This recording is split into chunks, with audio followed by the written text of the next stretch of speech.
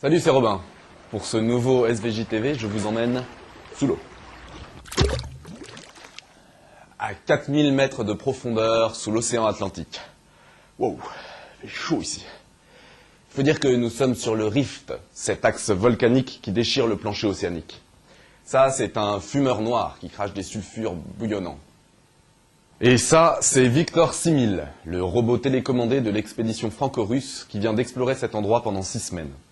Sa mission, détecter des gisements de cuivre, de cobalt, d'argent et d'or, mais aussi prélever de nouvelles formes de vie. Et oui, dans cet environnement hostile, on trouve tout un tas de bestioles qui vivent en vase clos, sans oxygène et sans lumière. Regardez, ça grouille de crevettes, d'anémones, de crabes et même de poissons. Plus de 600 nouvelles espèces ont déjà été recensées depuis qu'on a découvert il y a 30 ans ces oasis sous-marines. Et l'équipe de l'Ifremer, qui vient de ramener ces images, espère bien un jour décrypter le secret de cette explosion de vie.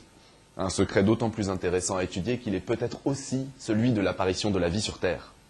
Eh ben, ça gigote là-dessous. Tiens, à propos de trucs qui gigotent, la queue du chien. Tout le monde sait que lorsqu'un toutou remue la queue, ça veut dire qu'il est content. Mais en fait, c'est beaucoup plus subtil que ça. Car il y a différentes façons de secouer la queue. Regardez cette photo.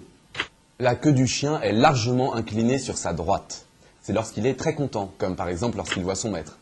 En revanche, si le chien remue la queue en l'inclinant largement sur la gauche, c'est qu'il n'est pas très à l'aise. Par exemple, face à un autre chien du genre molosse dominant. Bref, le chien parle avec sa queue. Cette découverte, qui n'étonne qu'à moitié, on la doit à 3 scientifiques italiens qui ont filmé pendant 25 jours la queue de 30 chiens différents. Ils ont dû bien s'éclater. Bien, maintenant parlons informatique. Ce logiciel s'appelle BumpTop.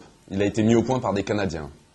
Ce programme transforme l'écran d'un ordinateur en un vrai bureau virtuel.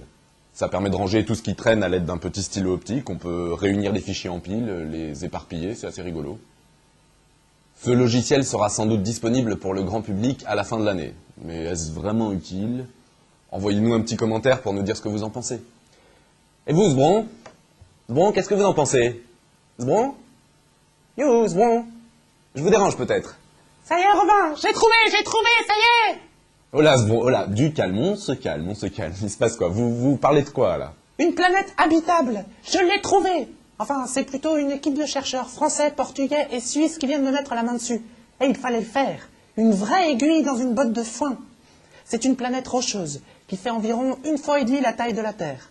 Et si les chercheurs pensent qu'elle est peut-être habitable, c'est parce qu'elle est pile à la bonne distance de son Soleil pour que l'eau puisse y exister sous forme liquide.